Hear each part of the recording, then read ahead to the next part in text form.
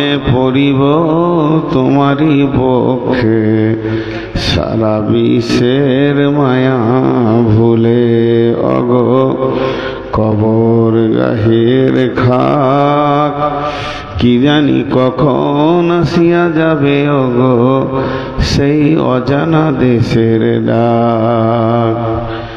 তুমি পেতে দেবে হায় ধুলির আসন, জানাবে আদর কত তোমারি মাটিতে ঘুমায় পারিব চিরজনমের মতো। রবে না সেদিন পিতার আদর, মাতার স্নেহের কোল, বন্ধু স্বজনে ব্যথা অনুভূতি শিশুদের কলরল। প্রিয়তমা আর দেবে না মুখে সোহাগ মাখা চুম, ঘুমানোর পালা আসিবে যেদিন নিরালা নিঝুম। ধরণীর বুকে যত আশার রচিনু সম্পদ যত, তোমারি মাটিতে মিশাইয়া যাবে হায় আমার দেহের মতো। একটি সকাল একটি বিকাল কাটেনি যাদের ছাড়া, ভাবিতে পারিনি কেমনেতে হাই পর হয়ে যাবে আজ তারা। যেমনি একা একই আসিনু হেতায় একা একই যাব বিদায় কালে পথের সাথী কোথায় গো পাব। শ্রদ্ধেয় সুযোগ্য আজকে সভার সভাপতি, উপস্থিত আকাশে তারকা সদৃশ্য আলেম ওলামা বৃন্দ, সামনে আমার দিনদার ইমানদার মমিন ভাই সকল, পর্দা থেকে শুননে অলি মোমেরা মা ও বোনেরা, প্রশংসা গুণগান স্তব স্তুতি ভালোবাসা তকদির হায়াত মত রুজি জান্নাত জাহান্নাম পুলসিরাত আখেরাত সবকিছুর মালিক আল্লাহ, যে মহান মুনিব আজকে আমাদের শত কর্মব্যস্ততার ভিতর দিয়েও প্রতিকূলমান আবহাওয়ার সময়ে অনুকূল করে দিয়ে জৈনপুর গোরস্থানে কেন্দ্রিক আয়োজিত মাহফিলে হাজির করেছেন। আমরা এখানে হাজির হয়েছি, আমরা সবাই শুকরিয়া করি আলহামদুলিল্লাহ। দরুদ ও সালাম বর্ষিত হোক आखिरी पैगंबर नबीकुल सिरमनी इमामुल अंबिया महबूब किबरिया इमामुल हरमैन शरीफैन नबी मक्की नबी मदानी नबी अहमद नबी मोहम्मद रसूलुल्लाह सल्लल्लाहु अलैहि वसल्लमेर ऊपर अल्लाहुम्मा आमीन अल्लाहुम्मा सल्ली अलैहि अल्लाहुम्मा बारिक अलैहि। प्रचंड गरम, আপনাদেরকে একবারে জমে বসতে বলছি না, গরমে মানুষ জমে বসলে কষ্ট পায়। তারপরও যে ছড়িয়ে ছিটিয়ে এদিকে একা ওইদিকে দুজন, ওখানে দুজন, ওই পেছনে দুজন, কেন আপনাদের মধ্যে আপোষ মহব্বত নাই। এই গ্রামে খুব হিংসুক লোক, একে অপরকে দেখতে পারে না, দেখে তো মনে হচ্ছে তাই। আর ওগুলো প্যান্ডেলের ভিতরে ঢুকবে না, ওরা বাড়ি থেকে কসম করে এসছে জায়গা যতই থাক ঢোকা যাবে না, বাইরে থাকবো। এত জায়গা খালি, তারপরে বাইরে বসে আছে, মনে হচ্ছে এতিম দুস্থ মানুষ, কেউ ওদেরকে ঢুকতে দেয়নি। আহা কি অবস্থায় বসে আছে। আসলে এই এলাকার মানুষ অনেক সাদা সিধে, আপনারা খারাপ মানুষ তা নন, খুব ভালো মানুষ। তো আল্লাহর হস্তে দিয়ে একবার বলে দেখি, এই জোড়াগুলোকে ভেঙে এক জায়গায় হন, আর বাইরে যে কটা আছে আপনাদেরকে আল্লাহর হস্তে বলছে একটু ভিতরে ঢুকে যান। খারাপ লাগে, প্রতিটি জিনিসের একটা শোভা আছে। আপনি আছেন, ভিতরের দিকে আছেন। জি, উঠেছে, একজন উঠেছে মানে এবার উঠবে, 2, 3 সব উঠলো। মুরব্বী ভাবছি এখনো গালে হাত দিয়ে বসে আছে, কি করবো রে বাপ, যাবো কি যাবো না ভিতরে। মাশাআল্লাহ, বুঝেছে, লেটে বুঝে। পেছনে কয়েকটা আছে আপনাদের গ্রুপের মানুষ, আসেন ভাই, আপনাদেরকে কষ্ট দিচ্ছি না, মহব্বত করছি তাই ডাকছি। আমি আপনাদের সামনে কবর সম্পর্কে কয়েকটি কথা বলবো ইনশাআল্লাহ। ওমা তৌফিকি ইল্লা বিল্লাহি আলাইহি তাওয়াক্কালতু ওয়া ইলাইহি উনীব। এখানে কাগজে লেখা আছে জৈনপুর চামাহাট কবরস্থানের উন্নতি কল্পে। আমি বাংলাদেশে গেছিলাম, ওখানে ওইরকম লেখা ছিল গ্রামের নাম দিয়ে, টাঙ্গাইল এলাকায়। যে আমি জিজ্ঞেস করলাম কি জন্য জলসা, বলে কবরের উন্নতি। তো কবরের উন্নতি সোজা রাস্তা, পিস্তল কিলো মারো আর ভরো। কবরের উন্নতি যদি কথায়, তাহলে মারতে হবে, ভরতে হবে, নাকি? তবেই তো কবর বাড়বে। জি না, কবরের সংরক্ষণের কথা বলা হয়েছে। ওখানে আবার গোরস্থান কমিটি আছে, আলহামদুলিল্লাহ ভালো এগুলো থাকা, নাহলে আমাদের এই জায়গাগুলো বেহাত হয়ে গেছে। তো কমিটিকে জিজ্ঞেস করলাম আপনাদের কমিটি আছে? বলে হ্যাঁ আমাদের কমিটি আছে। তো একজন স্টেজে ছিলেন, বাংলাদেশের কথা বলছি, উনি বলছেন আমি সেক্রেটারি। তখন জিজ্ঞেস করলাম আজরাইল কি বার আসে? তিনি চুপ করে আছেন। আপনার সাথে তো আজরাইলের একটা সম্পর্ক থাকা দরকার আছে, যে কবে কবে আসবে, কবে যাবে। জি, এগুলো মজাক করেছি। এখন আমি আপনাদের সামনে যে কথাটা বলছি, আল্লাহ 4-5টা কথাতে পুরো জিন্দেগিটা বলেছেন। আল্লাহ 4-5টা কথাতে, মা বোনদেরকে বলছি, পুরো জিন্দেগিটাকে বলেছেন।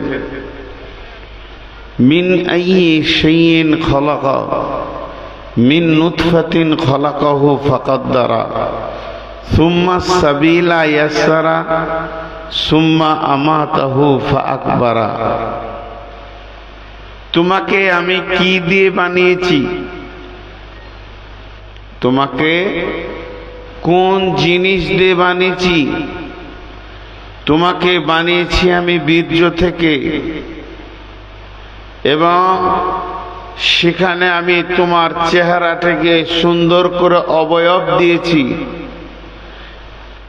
আর তারপরে তুমি যে পৃথিবীতে এসেছো, কোনো দরজা কাঠের নয়, সোনার দরজা নয়, পেচ্ছাবের রাস্তা দিয়ে বের করেছি, এবং সেই রাস্তাটাকে আমি আসান করেছি।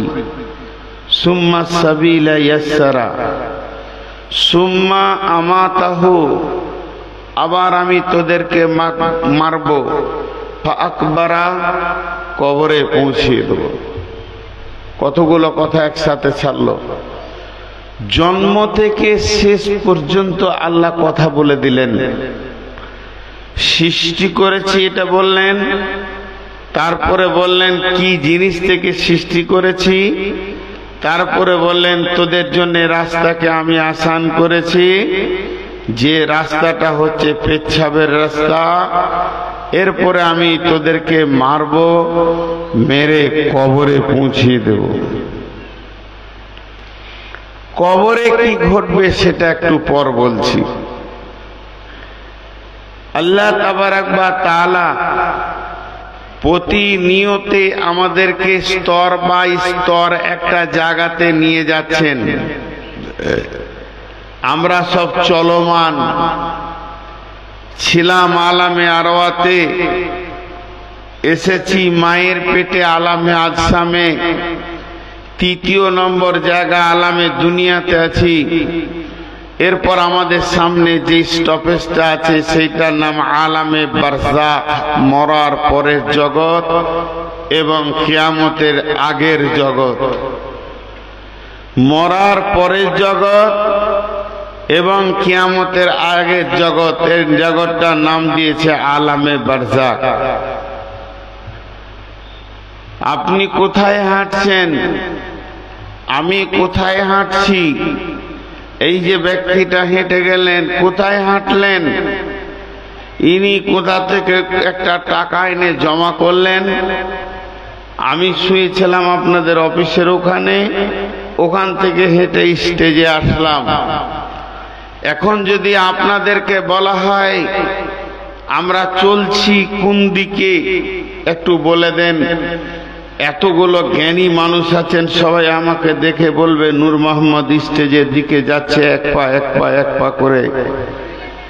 ইনার জন্য বলবেন উনিও কয়েকটা টাকা নিয়ে স্টেজের দিকে যাচ্ছে, কিন্তু সর্বসাকুল্যে সব চলাগুলো যদি এক জায়গায় জমা হয়, আমরা প্রতিটি পা কবরের দিকে যাচ্ছি, প্রতিটি পা কবরের দিকে যাচ্ছি। আমি টোটালে কত হাজার পা হাঁটবো পৃথিবীতে, তারপরে আমার পা কবরে ঢুকবে এটা আল্লাহ জানেন। যত পা হাঁটছি আমি কবরের দিকে আগাচ্ছি। আল্লাহ রসুল বলছেন পাঁচটা জিনিস এত বড় নিয়ামত, ইগতানিম খামসান কাবলা খামসিন, পাঁচটা জিনিস আসার আগে। তার মধ্যে একটা বলেছেন ফারাকাকা কাবলা শুকলিকা, সময় একটা নিয়ামত, হাত সরে যাওয়ার আগে সময়, দন্তস্ব ম অন্তস্থ সময়, ওয়াক্ত। এই সময় আর ওয়াক্তকে কেন্দ্র করে আল্লাহ গোটা গোটা সূরা কোরআনে তিনটে দিয়েছেন। একটা সূরা সময়ের নাম হচ্ছে জোহা, জোহা মানে উদীয়মান সূর্য। একটা সময়ের নাম হচ্ছে ফাজর, ফজর নামে একটা গোটা সূরা আছে। একটা সূরার নাম হচ্ছে আসর, আসরের নামে একটা সূরা আছে। একটা আটকান আটকান আটকান যে বয়সের হোক আটকান, হুটু টুটু টুটু চলে আসু। পর্দা বুঝে না, শরীয়ত বুঝে না। দুটার সময় আমার দিকে একটু ধ্যান দেন, আপনার অ্যাটেনশন হন। একটা দিনের শেষে, একটা রাতের শেষে সূরা। এই সূরাগুলোর যদি ব্যাখ্যা করা হয়, নামের ব্যাখ্যাটা 8 রকম ব্যাখ্যা হবে, আমি এক রকম করছি। পশ্চিম দিকে যখন সূর্য উঠে ফজরের পর, আসরের পর পূর্ব দিকে, আসরের পর যখন পশ্চিম দিকে ডোবে, তখন ফজরের টাইমের পর সূর্য উঠে, আসরের টাইমের পর সূর্য ডুবে। তা এই দুটি সময়কে কেন্দ্র করে আল্লাহ গোটা গোটা সূরা দিলেন কেন? এই কেনর পেছনে একটা উত্তর হচ্ছে সূর্য কথা বলে। সূর্য কথা বলে, বাংলা না ইংলিশ সব ভাষাই বলে। আওয়াজ করে না, ওর জিভ নাই, আমার মতোর কণ্ঠ নাই, চুপ থাকলেও কথা বলে। রোড সাইডে যেমন মাইল স্টোন গুলো কথা বলে, মালদা কত কিলোমিটার, কালিয়াচক কত কিলোমিটার, রায়গঞ্জ কত কিলোমিটার, ওদের মুখ নাই কিন্তু বিবেকবানকে ওরা কথা বলে দেয়। তেমনি সূর্য কথা বলে। সূর্য যখন পূর্ব দিকে উঠে, তখন বিশ্ববাসীকে বলে, হে বিশ্ববাসী, তোমরা যারা বেঁচে আছো সৌভাগ্যবান, আজকে রাত্রিতে মওত না হয়ে তোমাকে আল্লাহ বাঁচিয়ে রেখেছে, একটা চান্স দিয়েছে।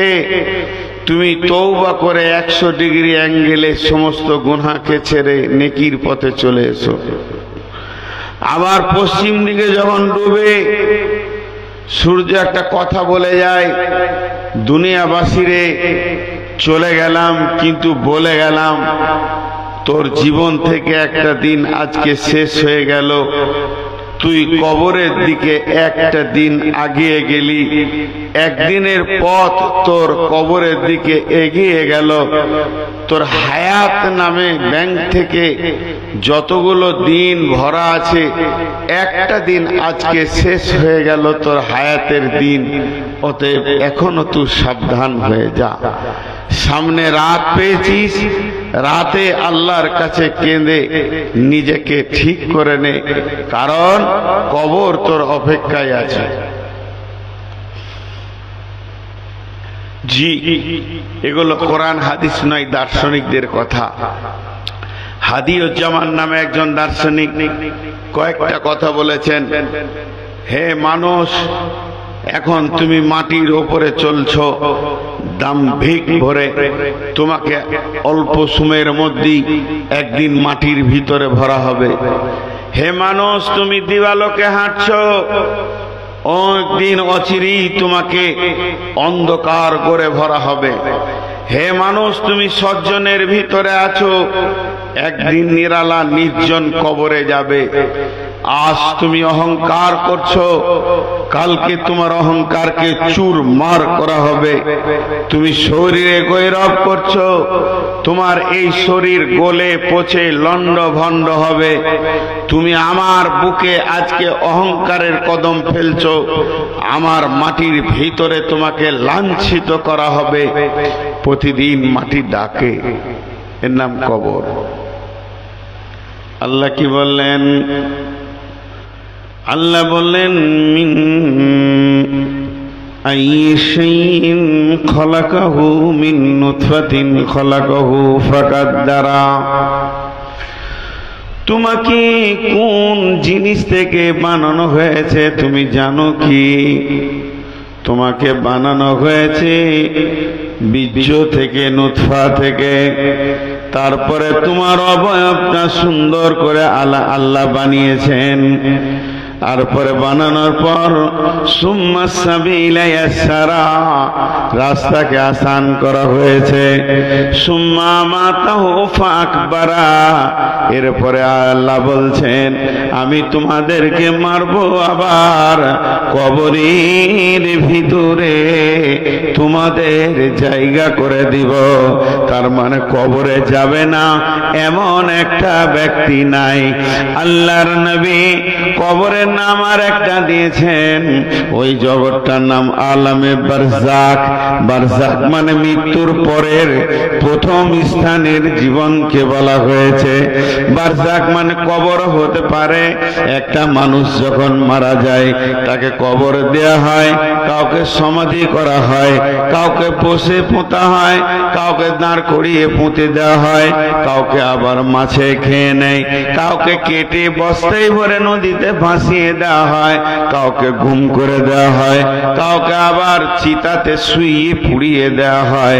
তার মানে যে কোনো জায়গায় যেমন অবস্থা হোক না কেন, আল্লাহর নবী বলছেন ওই সময়টার নাম হচ্ছে আলামে বারজাক।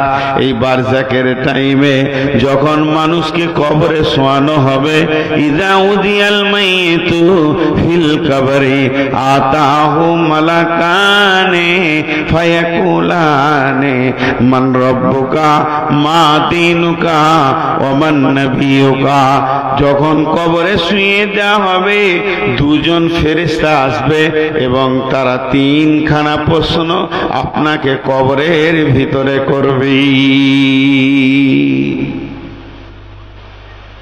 জি, খুব জিনিসগুলো বুঝি, আস্তে আস্তে আস্তে আস্তে আরো গভীর। আর 10 মিনিট পর গভীরতাটা বুঝতে পারবেন। বীরভূম জেলাতে একটা গোরস্থানে লেখা আছে হাই রোডের পাশে। গোরস্থানে কে বা কে লিখেছে আল্লাহ জানে। হে পথিক দাঁড়িয়ে যাও।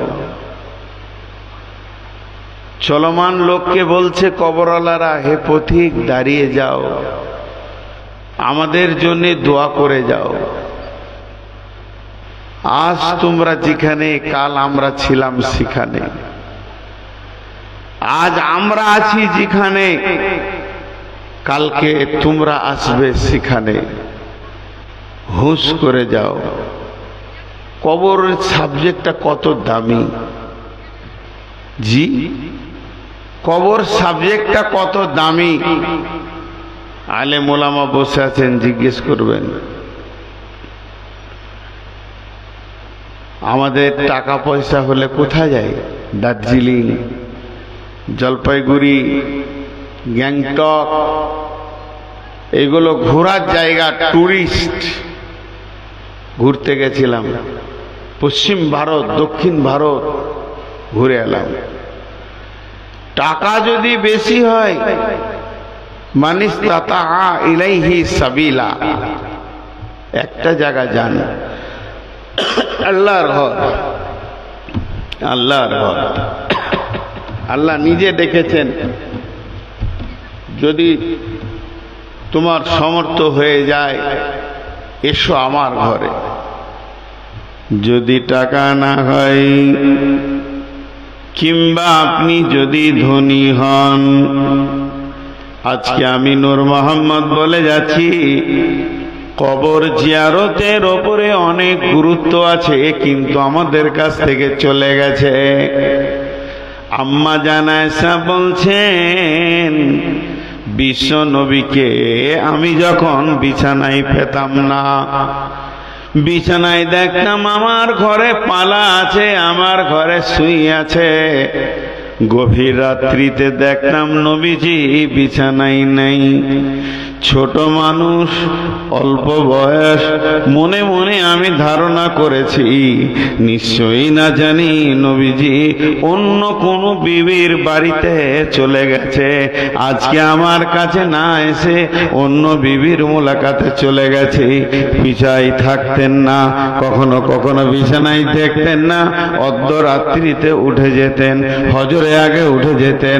আম্মা জান আয়েশা বলেন, আমি একদিন ঘুমানোর ভান করে শুয়ে থাকলাম, আজকে যদি রসুল উঠে আজকে আমি ধরে ফেলবো আঁধার রাতে কোন বিবির বাড়িতে যায়, কি কাজ করে। তখন আমি দেখছি গভীর রাত্রি যখন পার হয়ে ফজরের কাছাকাছি এসে গেছে, বিশ্ব নবী বিছানা থেকে উঠে বসলেন। প্রতিদিনের নেই যেমন তিনি দোয়া পড়তেন, ঘুম ভাঙার দোয়াগুলো সব পড়া হয়ে গেল। আম্মা জান আয়েশা বলছেন, আমি ঘুমানোর ভান করে পড়ে আছি, নবীজিকে আমি জানতে দিছি না, আজকে ধরবো উনি কোন বিবির বাড়িতে যায়। আকাশে চাঁদনি রাত, গভীর রাত্রে নবীজি উঠে যখন হুজরা থেকে বের হয়ে গেলেন, আমি ওনার পেছনে পেছনে চাদরটা গায়েতে হাঁটতে শুরু করলাম, কিন্তু দেখলাম না না না না, আমি আয়েশার ধারণা ভুল, উনি কোনো জায়গা যায়নি। মসজিদে নববীর পাশে গারকুল বাকি, যেটাকে জান্নাতুল বাকি বলে, ওর আসল নাম গারকুল বাকি, যেখানে শহীদ সাহাবীরা শুয়ে আছেন, আল্লাহর নবী তাদের জিয়ারতে গিয়ে চাঁদনি রাত্রিতে কবরের পাশে দাঁড়িয়ে আছেন। আমি রসুলকে সুন্দর সাদা পোশাকে দেখতে পেয়েছি, অনেক সময় ধরে দাঁড়িয়ে থাকলেন, জিয়ারত করলেন, তারপরে এসে মসজিদে তিনি ফজরের সালাত আদায় করলেন। শুধু গারকুল বাকিতে যেতেন না, কখনো কখনো উঠে পূব দিকে হাঁটতে লাগতেন, হাঁটতে হাঁটতে হাঁটতে হাঁটতে 3 কিলোমিটার চলে যেতেন। উহুদের প্রান্তে 70 জন সাহাবী শুয়ে আছেন, তাদের জিয়ারতে চলে যেতেন। কবর জিয়ারত করা সুন্নতে রসুল, কিন্তু আমরা একবার আব্বা মাকে দিয়ে এসেছি, আর গোরস্থানের কাছে যাই না। একটা মজার কথা মাঝে বলে দিই, এটা হলো জৈনপুর, আমার বাড়ি থেকে 250